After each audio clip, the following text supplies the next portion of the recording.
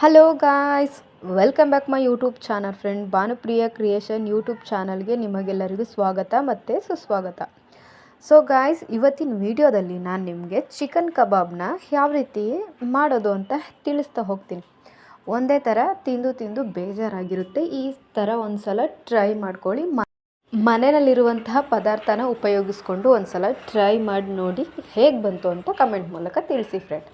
ಮೊದಲಿಗೆ ಫ್ರೆಂಡ್, ನಾನಿಲ್ಲಿ ಒಂದು ಅಗಲವಾದ ಬೌಲ್ನ ತಗೊಂಡಿದ್ದೀನಿ. ಕಲಿಸೋದಕ್ಕೆ ಈಸಿ ಆಗುತ್ತೆ ಅಂದ್ಬಿಟ್ಟು ಅದಕ್ಕೆ 2 ಮೊಟ್ಟೆನ ಒಡೆದು ಹಾಕ್ತಾಯಿದ್ದೀನಿ ಫ್ರೆಂಡ್. ಮೊಟ್ಟೆ ಹೊಡೆದು ಹಾಕಿಬಿಟ್ರೆ ಮುಗಿಯಲ್ಲ ಫ್ರೆಂಡ್, ಅದನ್ನು ಚೆನ್ನಾಗಿ ಬೀಟ್ ಮಾಡಬೇಕು. ಈ ಥರ ಚೆನ್ನಾಗಿ ನೀವು ಒಂದು ಚಮಚದ ಸಹಾಯದಿಂದ ನೀವು ಈ ಥರ ಚೆನ್ನಾಗಿ ಅದನ್ನು ಕಲಿಸ್ಕೊಳ್ಳಿ. ಅದೆಲ್ಲ ಈ ಥರ ಹಾಕಬೇಕು. ಬೀಟ್ ಮಾಡ್ಕೊಂಡ ಮೇಲೆ ಏನೇ ಇಂಗ್ರೀಡಿಯೆಂಟ್ಸ್ ಪದಾರ್ಥಗಳನ್ನ ಹಾಕಬೇಕು ಅಂತ ನಾನು ಹೇಳ್ತಾ ಹೋಗ್ತೀನಿ. ಎಂಡ್ ತನಕ ನೋಡಿ ಫ್ರೆಂಡ್, ಅರ್ಥ ಆಗುತ್ತೆ. ಈ ಥರ ಚೆನ್ನಾಗಿ ಬೀಟ್ ಮಾಡಿಕೊಂಡ್ರೆ ಫ್ರೆಂಡ್, ಮೊಟ್ಟೆಗೆ ಎಲ್ಲ ಇಂಗ್ರೀಡಿಯೆಂಟ್ಸ್ ತುಂಬಾ ಚೆನ್ನಾಗಿ ಹಿಡಿಯುತ್ತೆ ಮತ್ತು ಟೇಸ್ಟಿಯಾಗಿರುತ್ತೆ. ಒಂದು ಸಲ ಟ್ರೈ ಮಾಡಿ ನೋಡಿ ಬೇಕಿದ್ದರೆ. ತುಂಬ ಚೆನ್ನಾಗಿತ್ತು. ನಾನು ಅದಕ್ಕೆ ಈ ಥರ ಟ್ರೈ ಮಾಡಿದೆ. ಒಂದು ಡಿಫ್ರೆಂಟಾಗಿ ವೆರೈಟಿಯಾಗಿತ್ತು. ಸೊ ಒಂದೇ ಥರ ತಿಂದು ಬೇಜಾರಾಗಿತ್ತೆ. ಈ ಥರ ಟ್ರೈ ಮಾಡ್ಕೊಳ್ಳಿ. ನೆಕ್ಸ್ಟ್ ಫ್ರೆಂಡ್, ನಾನಿಲ್ಲಿ ಇದಕ್ಕೆ ರುಚಿ ಹಾಕ್ಬಿಟ್ಟು ಮತ್ತೆ ಬೀಟ್ ಮಾಡ್ಕೊಳ್ಳಿ ನೀವು. ಹಾಗೇನಾಗುತ್ತೆ, ರುಚಿ ಎಲ್ಲ ಕಬಾಬ್ಗೆ ಚೆನ್ನಾಗಿ ಹಿಡಿಯುತ್ತೆ. ಈ ಥರ ಮಾಡಿಕೊಂಡ್ರೆ, ಇಲ್ಲಾಂದರೆ ಉಪ್ಪಾಗಿಬಿಡುತ್ತೆ. ಸೊ ನೀವು ಪುಡಿ ಉಪ್ಪಾದರೂ ಹಾಕ್ಕೊಳ್ಳಿ, ದಪ್ಪ ಹರಳು ಉಪ್ಪಾದ್ರೂ ಹಾಕ್ಕೊಳ್ಳಿ. ಈಗ ನಾನು ಏನೇನು ಪದಾರ್ಥ ಹಾಕ್ತೀನಿ ನೋಡಿ. ಧನಿಯಾ ಪುಡಿ ನನಗೆ ಗೊತ್ತು ಫ್ರೆಂಡ್ ಎಷ್ಟು ಚಮಚ ಹೇಗೆ ಹಾಕಬೇಕು ಅಂತ. ಸೊ 10ರಿಂದ ನಾನು ಹೀಗೇ ಪ್ಯಾಕೆಟಲ್ಲೇ ಹಾಕೋತೀನಿ. ಧನಿಯಾ ಪುಡಿ ಮತ್ತು ಗರಂ ಮಸಾಲಾನ ನಾನಿಲ್ಲಿ ಹಾಕ್ತಾಯಿದ್ದೀನಿ. ಸೊ ನೀವು ಬೇಕಿದ್ದರೆ ಇದಕ್ಕೆ ಇನ್ನು ಬೇರೆ ಮಸಾಲೆಗಳ್ನೂ ಆ್ಯಡ್ ಮಾಡ್ಬೋದು. ಏನೇನು ಮಸಾಲ ಅಂದರೆ ಬೇಕಿದ್ದರೆ ಫ್ರೆಂಡ್, ನೀವು ಖಾರದ ಪುಡಿನ ಆ್ಯಡ್ ಮಾಡಬಹುದು. ಸಾಂಬಾರು ಪುಡಿನೂ ಕೂಡ ಒಂದು ಚಿಟಿಕೆಯಷ್ಟು ಆ್ಯಡ್ ಮಾಡಬಹುದು. ನಾನಿಲ್ಲಿ 2 ಮಸಾಲಾನ ಉಪಯೋಗಿಸ್ಕೊಂಡು ಮತ್ತು ಇದಕ್ಕೆ ನಾನು ಏನು ಮುಖ್ಯವಾದ ಪಾಯಿಂಟ್ ಹೇಳ್ತೀನಿ ಕೇಳಿಸ್ಕೊಳ್ಳಿ. ಪ್ಯಾಕೆಟ್ ಇರೋದನ್ನು ತರಬೇಡಿ. ಕಬಾಬ್ ಪೌಡರ್ನ ಈ ಥರ ಪುಡಿ ಇರುತ್ತಲ್ಲ ಅದನ್ನು ತೊಗೊಂಡು ಬನ್ನಿ.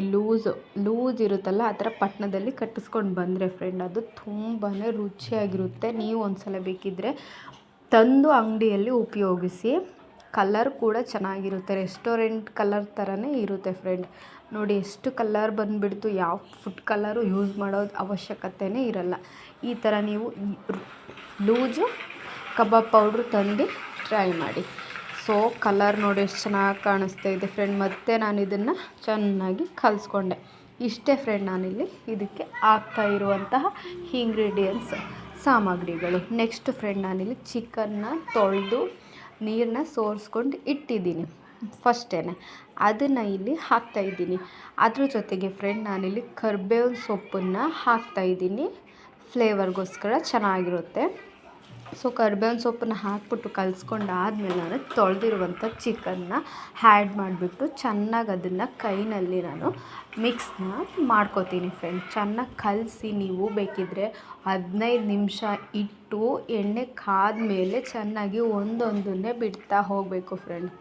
ಒಂದೊಂದನ್ನೇ ಬಿಟ್ಟರೆ ಅದು ಕಬಾಬು ಚೆನ್ನಾಗಿ ಎದ್ದೇಳುತ್ತೆ.